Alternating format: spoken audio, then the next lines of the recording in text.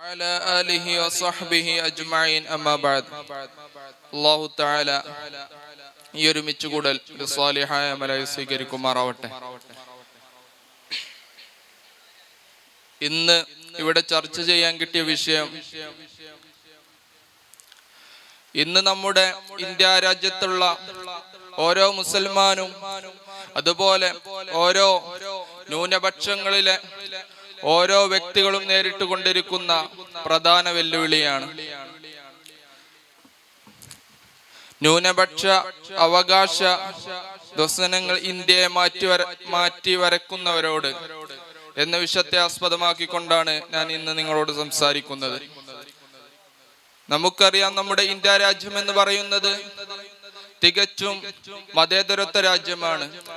ഈ ഇന്ത്യ രാജ്യത്തുള്ള ഓരോ വ്യക്തികൾക്കും അവർക്ക് ഈ രാജ്യത്ത് ജീവിക്കാനും ഈ രാജ്യത്തുള്ള ഓരോ അവന്റെ മതത്തിലുള്ള അവന്റെ ഏതൊക്കെ നിയമങ്ങളുണ്ടോ ആ നിയമങ്ങളൊക്കെ അനുസരിച്ച് ജീവിക്കാൻ വേണ്ടി 1947 നമ്മുടെ മഹാത്മാഗാന്ധി ഇന്ത്യ രാജ്യത്തിന് സ്വാതന്ത്ര്യം നൽകി തരുമ്പോൾ അവിടുന്ന് നമുക്ക് ഓരോ അവകാശങ്ങളും നേടിത്തന്നിട്ടുണ്ട്.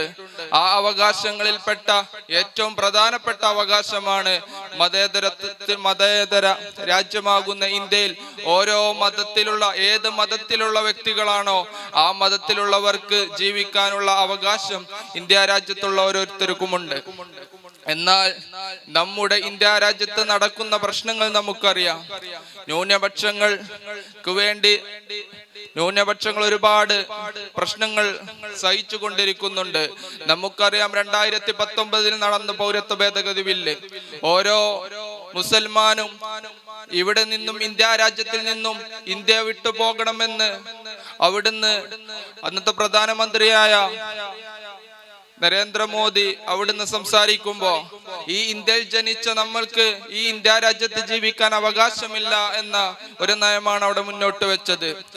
എന്നത് മാത്രമല്ല, ന്യൂനപക്ഷങ്ങൾക്കുള്ള ഇന്ന് ഇന്ത്യ രാജ്യത്ത് ഏറ്റവും കൂടുതൽ നമുക്കറിയാം ഹിന്ദുക്കളാണ് ഉള്ളത്.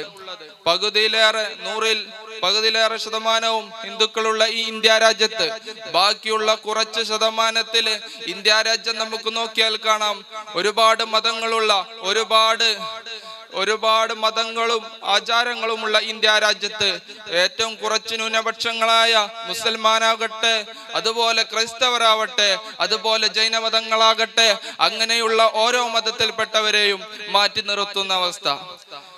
അങ്ങനെ നോക്കിയാൽ നമുക്ക് അവകാശപ്പെട്ട പല സ്കോളർഷിപ്പുകളും ഇന്ന് മാറ്റിവെക്കുന്നുണ്ട്. അതുപോലെ മാറ്റിവെക്കപ്പെട്ട ഒരു സ്കോളർഷിപ്പാണ് ആസാദ് സ്കോളർഷിപ്പ്. ഇന്ത്യയിലുള്ള ഓരോ മുസൽമാനും അവകാശപ്പെട്ട ഒരു സ്കോളർഷിപ്പാണ് ആസാദ് സ്കോളർഷിപ്പ്. അതിന് ഇന്ത്യ രാജ്യത്തിൽ നിന്നും ന്യൂനപക്ഷത്തിലെ ഓരോ മുസൽമാനും അവകാശപ്പെട്ട ഒരു സ്കോളർഷിപ്പ് മാറ്റിവെച്ചത് അത് ഈ രാജ്യത്ത് ഹിന്ദുത്വ രാജ്യമാക്കി മാറ്റണമെന്നുള്ള അവരുടെ അവകാശമാണ്.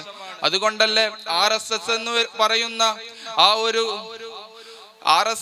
പറയുന്ന ആ ഒരു ഗ്രൂപ്പ് ഇവിടെ വന്നതിന് ശേഷം RSSന്റെ അതേ നയങ്ങൾ BJP-യിലേക്ക് കൊടുത്തുകൊണ്ട് BJP ആണ് ഇന്ത്യ ഭരിക്കുന്നത് കൊണ്ട് തന്നെ RSSന്റെ നയങ്ങൾ BJP ഇവിടെ നടപ്പാക്കിക്കൊണ്ടിരിക്കുകയാണ്. അതുകൊണ്ട് തന്നെ ആ RSS എന്ന് പറഞ്ഞാൽ നമുക്കറിയാം ഇന്ത്യ രാജ്യം തികച്ചും ഒരു ഹിന്ദുത്വ രാജ്യമാക്കി മാറ്റണമെന്നത് മാത്രമാണ്. അതുകൊണ്ട് തന്നെയാണ് 1991 നരസിംഹറാവു എന്ന് പറയുന്ന ആ വ്യക്തി അദ്ദേഹം വന്ന സമയത്ത് ആണ് ആരാധന നിയമം കൊണ്ടുവന്നത്. ആ സമയത്ത് നമ്മുടെ ബാബരി മസ്ജിദ് അതിൽ നിന്നും ഒഴിവായിരുന്നു.